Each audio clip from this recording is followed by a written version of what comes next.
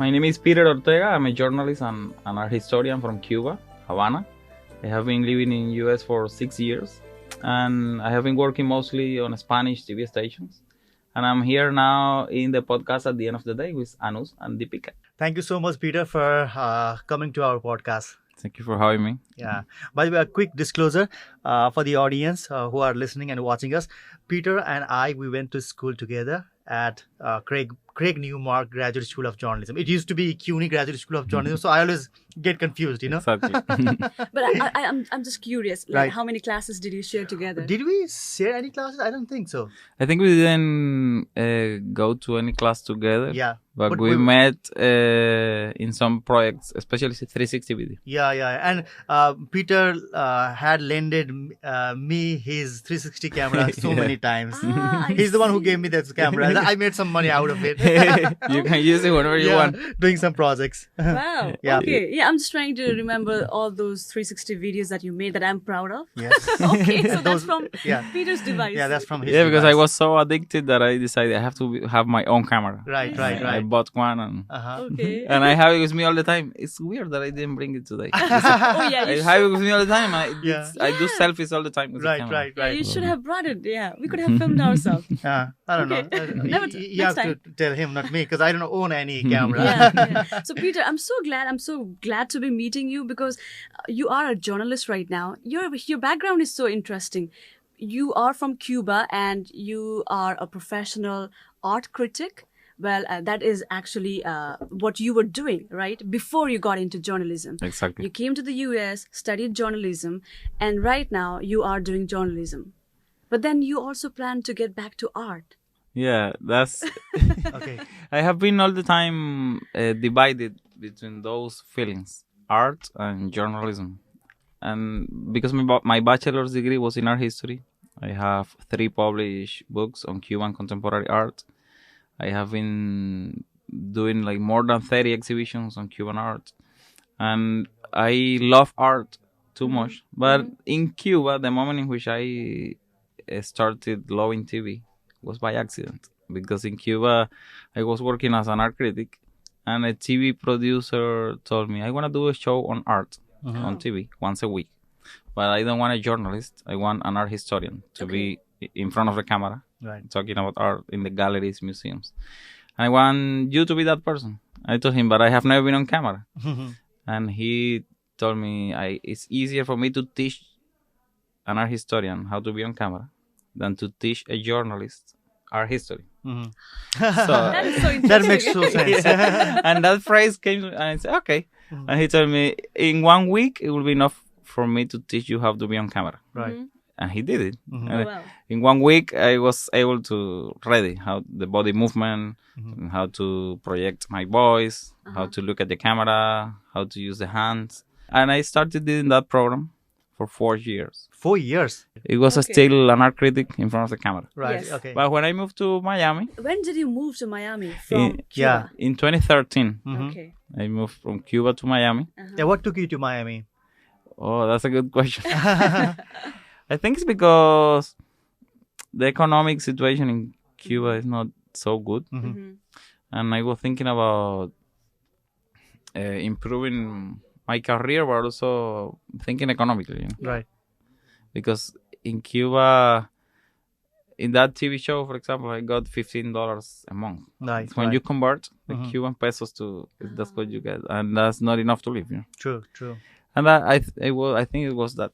But when I got to Miami, I decided, well, I have to make a choice. Will I continue in the art world, or if I love TV, will I do journalism? And I started thinking and researching and talking to a lot of friends. And I realized that it's very hard to live by doing art criticism here in the US. Right. Okay. When you see what the magazines and newspapers pay when you write a review about art, they can pay $60, $100. You can live with that. And I decided on TV I'm gonna make more money. I like it, Right. and I said, well, I'm gonna study my master's degree in journalism and not in art history. So, at what point of time did you decide to study journalism? Because you came to Miami. You came to the US in 2013, Yeah. right? So when did you decide to study That was journalism? a very hard process Mhm. because talk us through that. going to Miami in 2013 was very hard. I didn't have family in Miami. Mhm. I went to Miami with $100 in my bag. Oh. No money, no family, thinking about where I'm gonna live, where I'm gonna sleep next Right. week. So it was for me, it was very brave to take that decision. Yeah. So I started working as a waiter. Mhm. No, at the beginning I was not a waiter. At the beginning I was starting in a restaurant, in a Okay. Cuban restaurant, and I had to move to Gainesville Mhm. because in Miami I didn't have where to sleep. And I started working in a Cuban restaurant that is called Mi Apa, like my daddy. And they put me in the kitchen. After that, I was a waiter, but I moved to Miami. Right. Then, and in Miami, I was a waiter for 1 year in a Peruvian restaurant. And in that process, I was thinking I don't want to be a waiter all my life here. So, and it's good to study in the U.S. To have a degree from this country, and not. And having a master's is also good, more Right. than a bachelor's. And at that point, I decided, well, I'm gonna do my master's in art history as my bachelor's, or I'm gonna move to journalism because I like TV. I have been for 4 years. I started doing research, and I always another dream that I had always was living in New York. Yeah.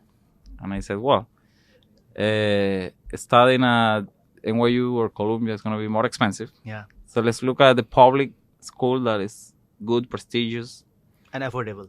and affordable. And when I started thinking about all that together, a school that is good but cheap, it's undeniable that CUNY Graduate School of Journalism has both great professors and good prices. And also living in New York is better than going to another state. Right. And I applied, and yeah, my life changed after the master's completely. Walk us through your journey at CUNY school. Like, what did you learn? What was so different about school in America versus school in Cuba? So that our audience understands. Yeah, what was very impressive for me about CUNY Graduate School of Journalism is how the school is very good with the new trends of journalism. And that for me was very, very important. I think what everybody likes about CUNY Graduate School of Journalism is not writing for newspapers or doing the traditional way of TV journalism. No, what you like there is the use of drones, the use of virtual reality for journalism, motion graphics and animation, advanced coding. I think the school is great on all of that areas, and that's the future of journalism. Right. I think the system of learning in US is more based on not only theory, Yeah, learning by doing. by doing, exactly. Learning by doing, and that you have professors that they are not only teachers, Yeah, but they have a work to show. true. They are like practitioner, Yeah, and Yeah. because the motion graphics professor, they brought us a lot of times to the New York Times building, to his department, to see his people working, to interact with the daily motion graphics environment of big newspapers like the New York Times. It's not only a professor.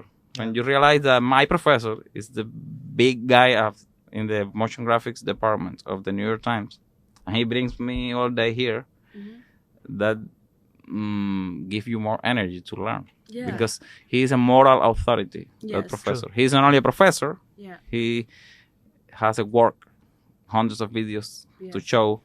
He is a leader of a team. So it's a moral, it's a not only a professor, he's a moral leader. When you were studying at Craig Newmark Graduate School of Journalism, what were you doing as a what surviving job you were doing besides study? Oh, when I started at the master's, I think New York changed my life because I came here to study my master's, just thinking about studying, not working. Right. But when I started in the Spanish program, and after that I changed to the English program, Right. because I thought I want to improve my English. Right. Right. I want to receive all the classes in Spanish or have classes in Spanish because I'm not gonna be challenging myself. Right. I want all the classes in English, and I changed. But at the beginning, the first semester, I started in the Spanish program, which, by the way, there's only 2 masters in journalism specialized in the Spanish market. Yes. Only 2. One in CUNY Graduate School of Journalism, and the other one in Florida International University. In the whole U.S., Right. you have only 2 Spanish masters in journalism. Wow. And so I started in them, and the leader of the director of the program, Graciela Moshkovsky. Yeah, we love her. Yeah. And she's amazing. She's doing a great job. And she told me I remember it was in April or May. The school didn't start it yet because I started in August 2017. Right. But before August, it was April, May, there was like the welcoming for the students. Yeah. They called that orientation, student orientation. no, it was not orientation. No? The open house. They called Open house. Yeah, yeah. for the new students to Yeah, go. yeah. Okay. And in the open house, but I decided to move to New York earlier than August. Yes. Right. So at the beginning of April, I moved here to New York to get accustomed to the environment. I wanted to be a few months before August here in New York. Right. And so in the open house, I was living already here in New York. And the director of the Spanish program at the Masters, she told me, "What are you doing?" I told her, "I'm living here in New York already." And she told me, "Oh my God, that's very early." And she told me, "Are you working?" I said, "No, I'm not working." She told me, "There is an open position at New York One Noticias. Why don't you apply?" And I said, "Okay, I'm going to apply." And I applied. And after I applied, she sent an email to... No, it was... First, she sent an email to the news director of New York One Noticias saying that I won the position, whatever. And he write me apply. I applied. And after that, I put all my links there. Right. And he called me for an interview. It was a big interview. And after the interview, I was thinking, maybe I'm not going to be hired because I'm new in New York. I don't have clips to show from New York. Right. And he hired me. I was starting working at New York One Noticias as a reporter before starting the master's. Wow. And I have been there for 2 years. Right. Right. And I learned a lot because that's real life broadcasting, and I did everything. I have done editing, shooting, traffic reporting, weather.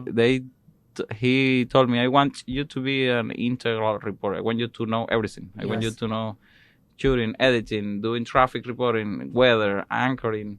He put me to anchor, practicing as an anchor, just to know how to be an anchor. But mostly I was a reporter. And doing that at the same time with a full-time master program was crazy. I was sleeping 4 hours a day. And I was thinking, I'm going to lose my hair. But I survived. It must be such a wonderful opportunity to study under the guidance of, so professional people like your professor, you said. But your story is so interesting. That year when you came to the US in 2013, and then what was the year you started your university, the master's program? In August 2017. 2017. So the time gap from 2013 to 2017, before you started the program, how do you look at that time gap? Oh yeah, for me it was a surviving time because I did everything. I worked in a kitchen of a restaurant as a waiter. I worked in construction. I worked and I was fired in all of that jobs because my mood was very angry. I wasn't humble to do that job. I was thinking all the time, I don't deserve this. I don't wanna be a waiter. Why I'm here? It's horrible. I wasn't humble enough to say this is a moment in my life. Do it with dignity. No, I was all the time horrifying. I didn't came to US to do this, and I should confess that I was not humble. And I was all the time like denying that, and I don't like this, but at the end it was not but I realized even if I don't like it and I'm not happy, I have to put a mask, because otherwise I'm not gonna survive. I'm not gonna get the money. Sure. And I decided to start smiling, even if I didn't like it. And when I started smiling, it was funny because one day, one lady said, "No, if it's not Peter, I don't want to be served. I don't want another waiter." And that continued to happen. Everybody came to the restaurant saying, "I want Peter to take my table, not other waiter." And everybody, "I want Peter, I want Peter." And I was like, "Oh my God, those people love me.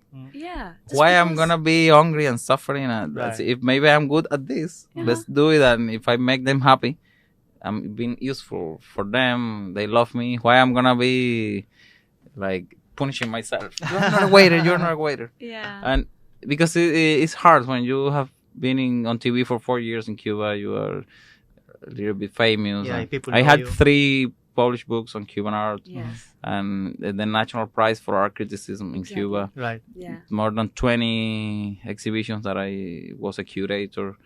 And I came to Miami thinking that I'm gonna eat this city. I'm gonna be the best curator Right. here in 2 months, and that's not the way an immigrant should come to a new country. You should go to a new country with humility, thinking that okay, you were famous in Cuba, but no one knows you here in Miami. You are nothing here. Yeah. You're- Start from the it's scratch. like moving to a different country is like if you were born again. Yeah. True. It's like starting as a baby. Peter, if anybody wants to reach out to you for any career advice, what would be a good way to get in touch with you? I think the better way is by email. Piter, Piter, .ortega, Ortega, at gmail.com. Okay. And if you are emailing Peter, make sure you mention at the end of the day in the subject title so that Yeah, of Peter course. knows where these emails are coming from. And he's a busy man. Remember that. Yes. He hardly replies to Facebook messages. Okay. So on that note, we would like to thank The Better Works for providing us this wonderful space to record this conversation with Peter today. And Peter, thank you so much once Thank you again. for inviting me. It was a pleasure. Also, make sure to go to our website, which is www.podcast@theendoftheday.com, and also subscribe to our channel on YouTube and subscribe to our podcast on whichever podcast application that you're listening to. Yes, Spotify, iTunes, wherever you find our podcast, do subscribe our channel. Okay, thank you so much, and we will catch you next week. Bye-bye. Hey guys, a quick note. If you have a personal story that you think might be helpful to the newly arriving immigrants in the US, please contact us. We would love to feature you in our podcast. Go to our website, podcast@theendoftheday.com, and write to us by going to the feedback section. And by the way, if you love this podcast, you can support us with a small donation. Your help will enable us to continue producing more episodes. The link to support our podcast is in the description below.